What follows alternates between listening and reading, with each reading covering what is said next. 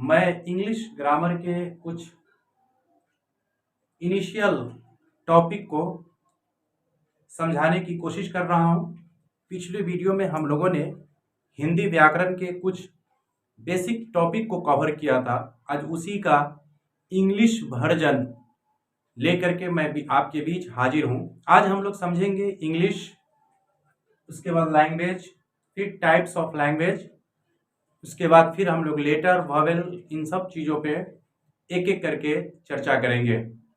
बहुत सारे स्टूडेंट्स के डिमांड थे कि सर इंग्लिश के भी कुछ वीडियो बनाएं आप, तो मैं कोशिश करता हूं कि आप लोगों को इंग्लिश के भी कुछ यूजफुल वीडियो बना के दूं ताकि आप इससे कुछ लाभ हासिल कर सके और कुछ फ़ायदा उठा सके। इंग्लिश यह एक ऐसी भाषा है, यह एक ऐसा लैंग्वेज है जो हर कोई इंसान सीखना चाहता है, हर कोई आदमी पढ़ना चाहता है, क्योंकि इंग्लिश के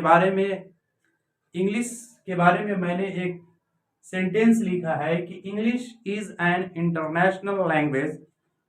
अंग्रेजी इंग्लिश एक अंतर्राष्ट्रीय भाषा है और इंटरनेशनल लैंग्वेज का मतलब होता है एक भाषा कई देशों में बोली जाती हो, उसको हम लोग इंटरनेशनल लैंग्वेज कहते हैं। उसके बाद हम लोग हिंदी में भी लैंग्वेज भाषा की डिफिनेशन को पढ़ा था। आज हम लोग इंग्लिश में भी लैंग्वेज के डिफिनेशन को पढ़ेंगे। बोर्ड पर आप देख पा रहे हैं, it is a medium of exchanging of our thoughts and feeling. यानी लैंग्वेज हमारे थॉट, हमारी सोच और हमारा जो भावना है, हमारी जो भावनाएं हैं, उसका जो तबादला ख्यालात है, जो एक्सचेंज है, उसी को हम लोग भाषा कहते हैं। यानी अपने विचारों और भावनाओं को व्यक्त करने के लिए जिस चीज का उपयोग करते हैं उसे हम लोग भाषा यानी कि लैंग्वेज कहते हैं। ये तो हुई लैंग्वेज की डिफिनेशन।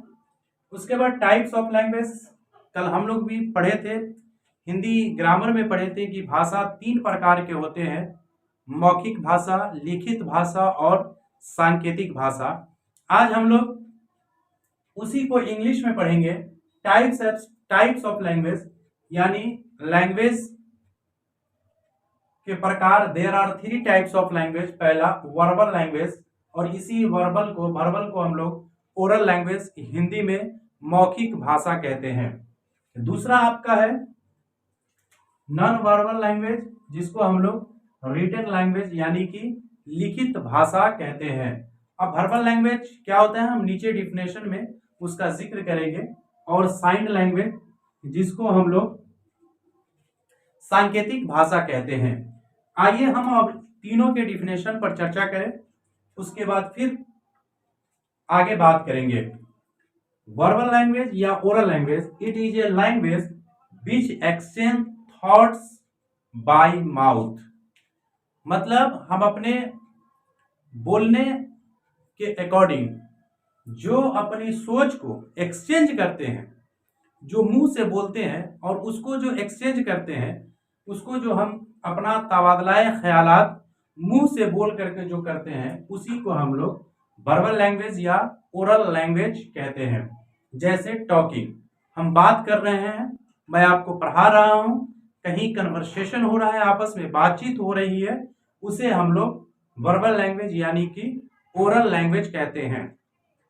उसके बाद non verbal language, it is a language which exchange thoughts by written. मतलब भाषा एक ऐसी भाषा जिसे हम लोग अपनी थॉट, अपने विचार को लिख करके प्रकट करते हैं, लिख करके उसको दिखाते हैं, उसे हम लोग नॉन वर्बल लैंग्वेज कहते हैं। जैसे कि लेटर, पहले के जमाने में खत लिखा जाता था, तो खत में हम अपनी सोच को, अपने विचार को रखते थे, और जब रिटर्न में खत लिखा जाता था तो उसमें भी हम लोग, वो लोग जो खत लिखने वाले होते थे, वो अपने विचार को प्रकट करते थे। उसके बाद चैटिंग, आज के डेट में हम लोग मोबाइल, व्हाट्सएप पे चैटिंग करते हैं, ये सारा का सारा नॉन वर्बल लैंग्वेज का ही हिस्सा है। उसके बाद sign language, it is a language which exchange thoughts by body language और या सिंबल, यानी संकेत या बॉडी के किसी भी पार्ट से हम लोग अगर इशारा करते हैं तो इसको हम लोग कहते हैं साइंड लैंग्वेज। जैसे कोई अगर आपसे पूछे क्या आपको चाय पीनी है, अगर आपको चाय नहीं पीना है तो हम अपने सर को हिला करके कहते हैं नहीं पीना है, अगर पीना है तो सर को हिलाते हैं कि मुझको पीना है, हाँ में और नहीं में अपने सर को हिलाते हैं, यानी कि बड़ी